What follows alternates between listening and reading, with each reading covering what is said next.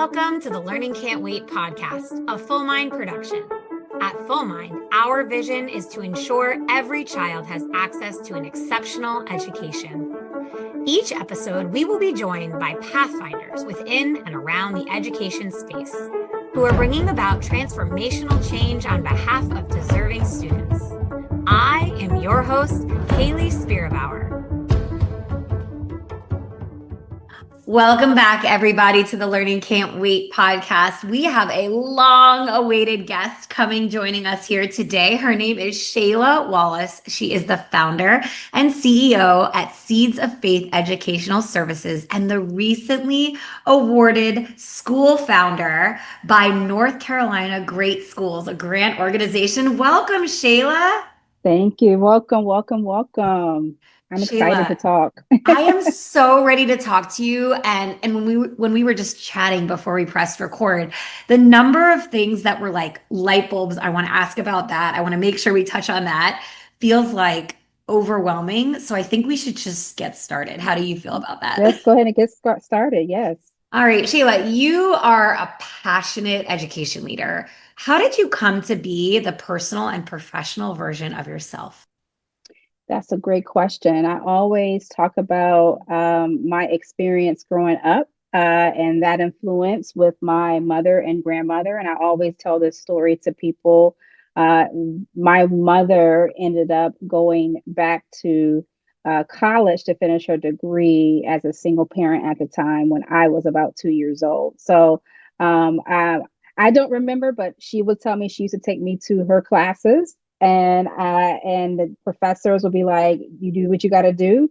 And then on the other hand, she was also at the time a caregiver for my grandmother who had stage 4 breast cancer. And so knowing as a curious 2-year-old, didn't know what was going on with my grandmother, but all I know is that she was going through treatment. And so that led to my curiosity about cancer at a very young age. And so I also got the experience of seeing my mother walk across the stage, graduate from college as a 3-year-old, and that image, that moment is forever in my mind and let me know like I can do anything because my mother worked full time, was caregiving, also in school, and I was able to witness that piece of her journey. And then meanwhile, a couple of months after she graduated, my grandmother passed away from breast cancer. I didn't know what cancer was. All I knew was this thing that killed my grandmother. And that kind of piqued my curiosity into what is cancer and can I find the cure to cancer? That led to my journey into science, starting as a 4-year-old and realizing also my mother instilling in me the importance of education. And so all of that has been a lifelong journey through my K through 12 experience, keeping those two memories etched in my head, all the way to University of Virginia, where I majored in chemistry, which was a struggle. And that's another part of my story. And then leading to my first year teaching in 2007, when I finally relinquished after someone told me you'll be a great teacher. And I said, you know what? I think I'll think about this. You're like the 10,000th person that said that. And so in 2007, I made the choice after a year of graduating from UVA to make the pivot into education. And I said, if I'm going to do this, I'm going to use my classroom as a place to inspire the next generation of innovators, creators, and explorers. And that's how I led. Originally, the goal was to be in education for 5 years. You know, you always have these big, these goals like, if I'm going to do this, I'm only doing this for 5 years, and then I'm going to go get my PhD in cancer biology. But I just finished my 17th year in education. So I just say that those two big experiences really, really shaped how I view the world in education. I saw my mother really, conquer a big hurdle, and then my grandmother's influence in science led to the STEM thing. So that's how I enter education. Wow. First of all, thank you so much for being so vulnerable and sharing your story. You know, so much of our lives can be shaped by adversity. And it sounds like you've really made the most of your grandmother's memory by pursuing a field that can impact so many. Yeah. Let's talk a little bit about Miss Wallace, the teacher. Yes. Tell us what your classroom was like, what kind of values you work to instill in your community in the classroom, and how that's really led to what you're focused on today. Yeah. So my students would tell you, Miss Wallace, I drill to them this quote: excuses are tools of the incompetent, used to build bridges to nowhere and monuments of nothingness. Those who use excuses seldom amount to anything. And that's what my mother used to tell me growing up. So that's how I led my classroom. Very high expectations. I went in 2007 as a high school science teacher. That originally was not the goal. I know we're going to talk about pivoting, but originally the goal was to teach middle school science. And the school that I got hired at in San Antonio, Texas, lost their chemistry teacher 2 days before school opened. And so, because I had my degree in chemistry, they was like, we're going to move you up to teaching chemistry. So I ended up in high school, and that's where I was for the first 8 years in education. And what I noticed when I got students that came in my classroom, typically 10th and 11th grade, they were already turned off up with science. They didn't have a great science experience. Some had really, really, really, major gaps, like missing 2, 3 years of science. And so my classroom, I figured out early, is that it needed to be a place of safety for kids, but also making them realize their potential, that they can be great thinkers in this subject that seems scary. And so I push kids. I remember my lab, my first classroom, my first year teaching, I had a class of like 36 students, and I made sure they did labs, right? We lit the Bunsen burner, right? And they were like, "You're crazy, Miss Wallace." Like, we're going to do that. And so just making sure that my classroom was safe, that it was full of love in a way that I'm going to push you to greatness. And then also really helping them, bring the outside world into our environment. So what are some questions that they had about what they experienced at home in science, or ideas that they had, and really dissecting that?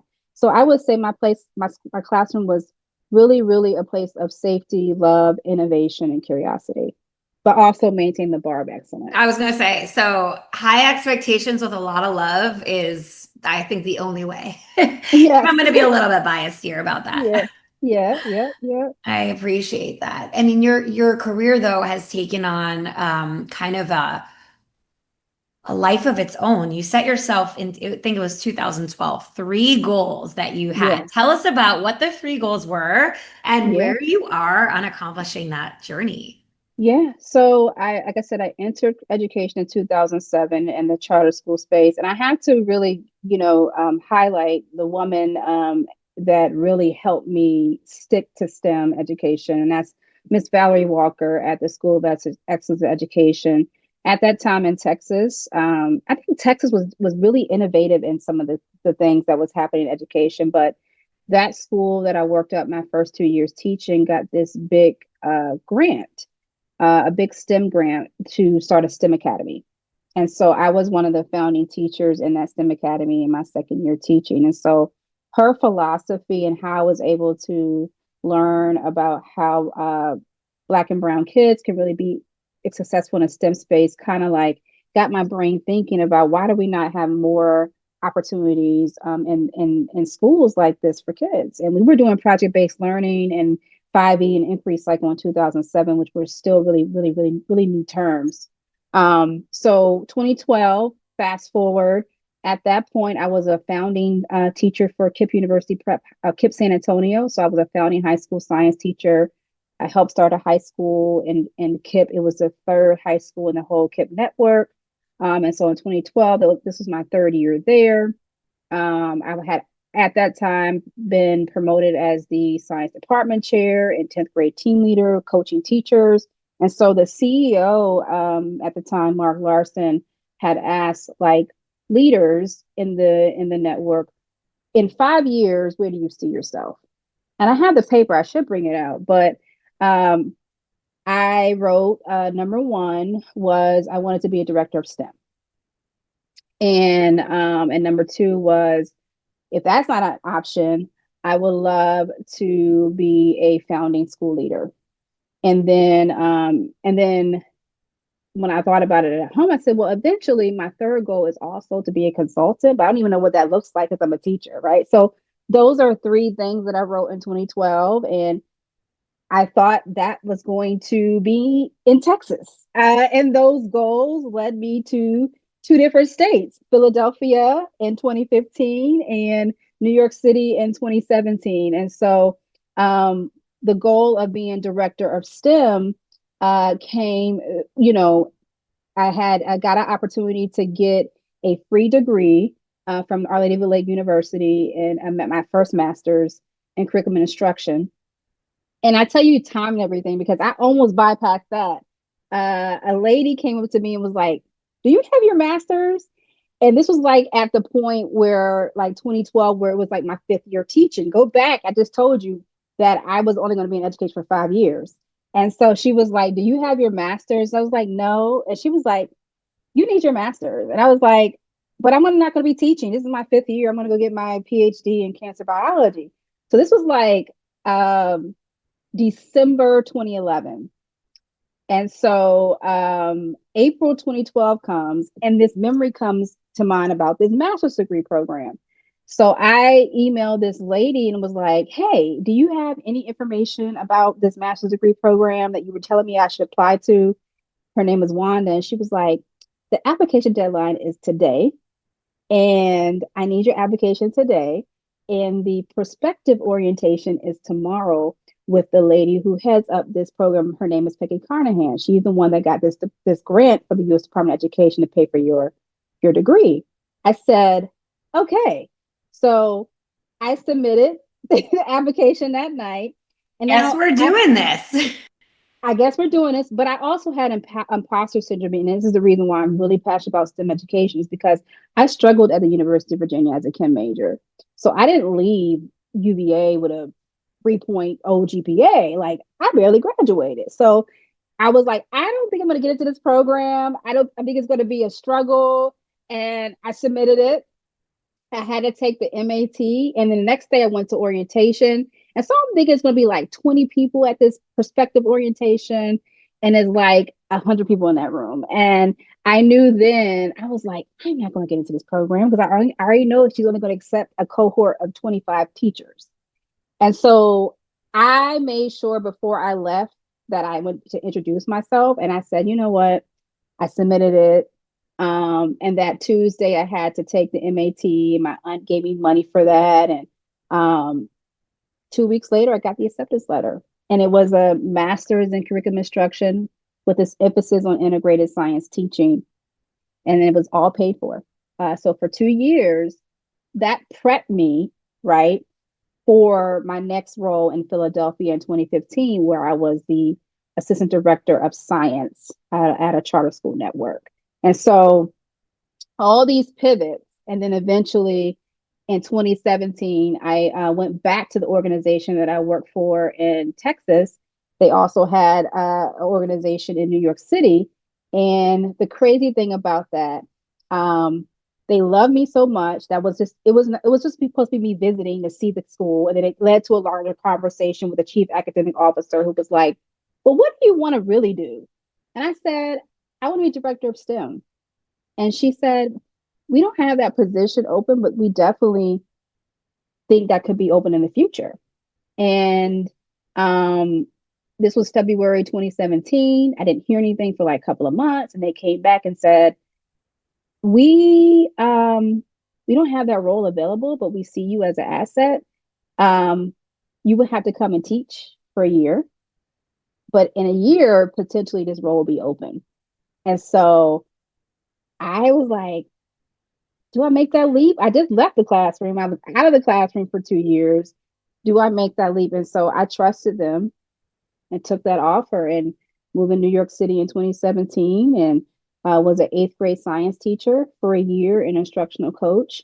I think that helped me prepare myself along with having my master's in 2014 to really matriculate into the role, which was the following year, director of STEM. So I was in that role for the inaugural director of STEM for this charter school network. for 5 years. And so that was my first goal on the list. I was able to really transform what STEM education looked like for the K through 8 space. That included really aligning curriculum, as well as applying for grants. I thought about my kids that I taught, opportunities. And so those are grants included money to do computational thinking in elementary school, data science, robotics, and really thinking about how to train teachers in best practices in STEM and how to teach it. So I did that for 5 years. That was my first goal. And so Wow.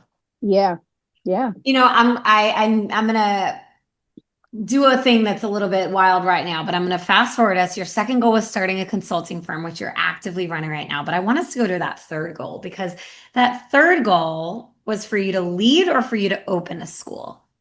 open a school. Open a school, and it's about to come true in 2028. So tell us about what kind of school you're opening, how you got this opportunity, and what we can expect from Shayla Wallace's coming school. Yeah. So to pivot back to that last goal, I just finished my second master's at Teachers College, Columbia University in 2024. And that emphasis was on education policy, particularly around girls and researching some of the things that they've had and disparities that they have in the education space, particularly girls of color. And so when I found out last year that I would be, pivoting to opening up an education consulting firm, I went back to my notebook and found that paper from 2012. And so I did some soul searching and said, is this the time to start a school? And if it is, what are some opportunities that I can look for? I had relocated to North Carolina that could potentially be that goal. And so upon my research, like I don't sleep. So I think this was like a search in September. I was able to find this organization called Great Schools North Carolina. And it started in 2023, but they had officially at this point been working as an organization for a year, so 2024. And so I was reading they are a grant making organization committed to building quality schools in North Carolina, which includes working with existing charters to help provide funding for building, for training to make them quality schools. And then they have also on that website had a founders fellowship. So I researched it and I was like, maybe I should submit an interest form. And I submitted an interest form in September. I met with the lady that heads up that program, and part of the interest form you had to submit your school vision and where you think you would want the school. I've only been in North Carolina for a year and a half. I'm not born and raised here, so I had like 4 different locations I wanted the school, but the the the theme has always been a K-8 STEAM school for girls. And so when I met with her in October, she said, "You're not ready." And she gave me a homework assignment to do, and I had to do some soul searching. And then we met again in December, and she was like, "Okay, I think you're ready. We're going to open up the application process." So the application process opened up in February of 2025, which included writing a full vision, answering reflection questions. It was a process and a 2-hour interview.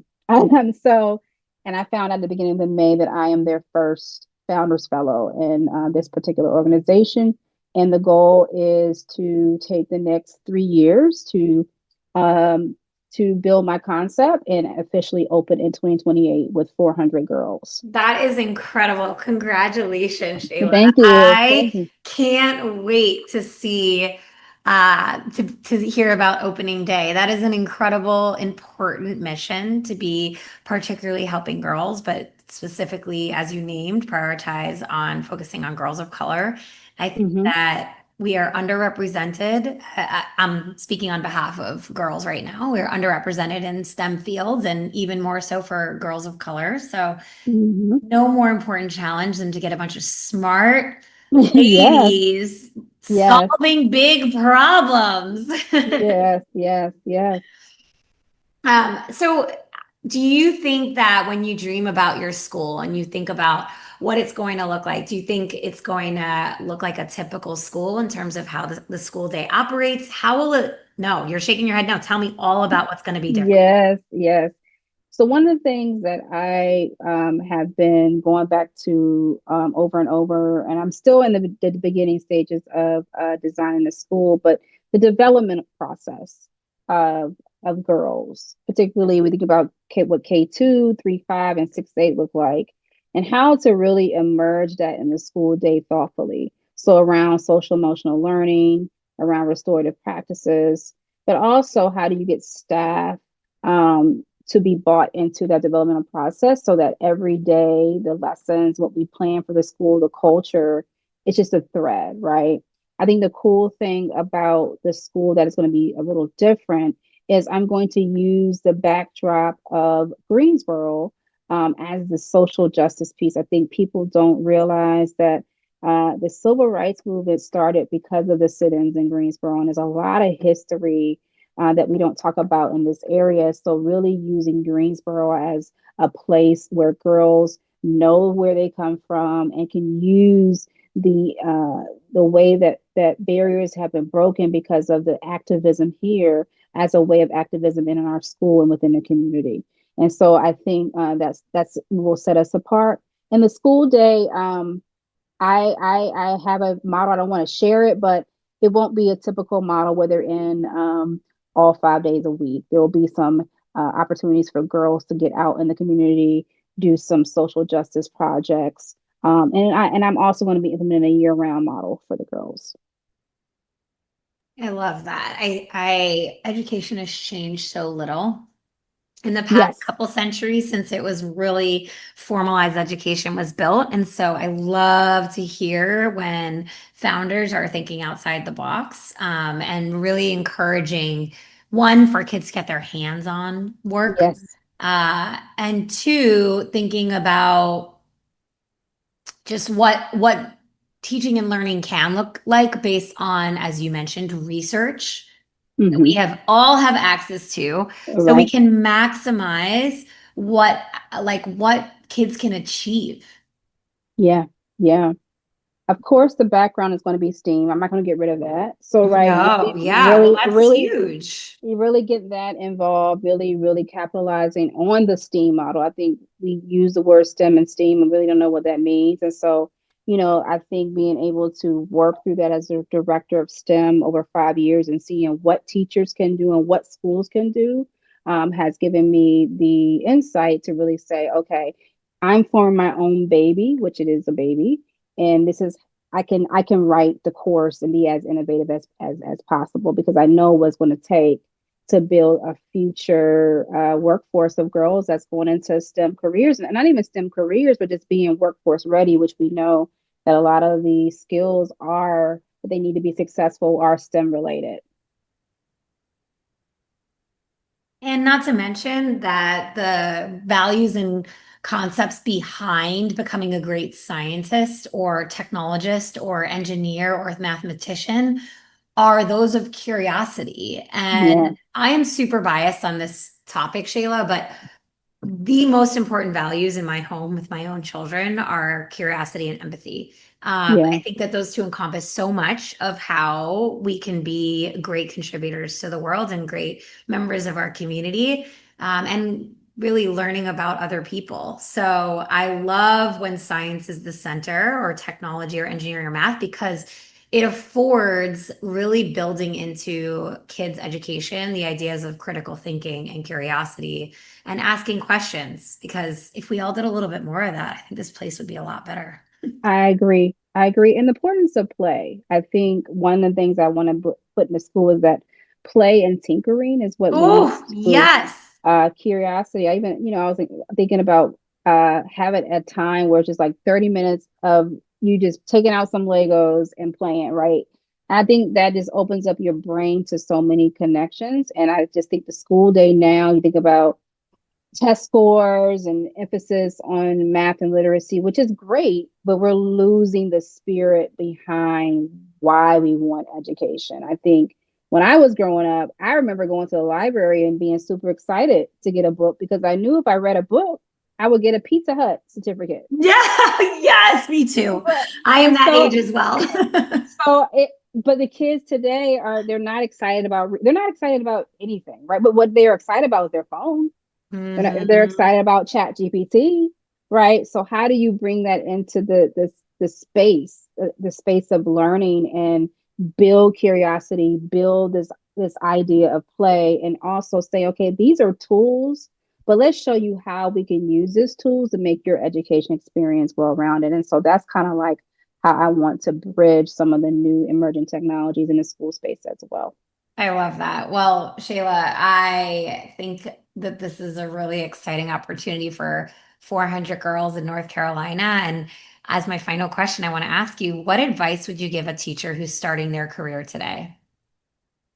I would say, and I think hopefully you heard that I was reluctant to going into education, but I would say trust the people around you who see something in you. What I mean by that, people saw these gifts and talents in me, but I was so stuck on what I wanted to do. I wasn't really open to what was being said to me. And so, someone going into education, just be open. You don't know everything, but get people around you who can cultivate that gift, who can pour into you, who Mhm. can mentor you, because right now, education is tough, and I see it all the time with, some of my consultant work, coaching teachers. They're struggling with this.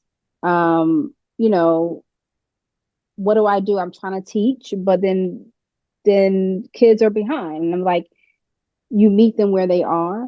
And this is why you have a community of people to help you navigate it. You don't do this on an island alone. So that'll be my piece of advice. Be open, but also build a community that can help support your growth.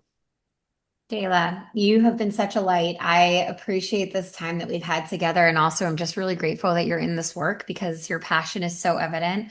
Thank you for coming and sharing it with the Learning Can't Thank Wait you. audience. Thank you so much. Thank you. And thank you to everybody who tuned in today.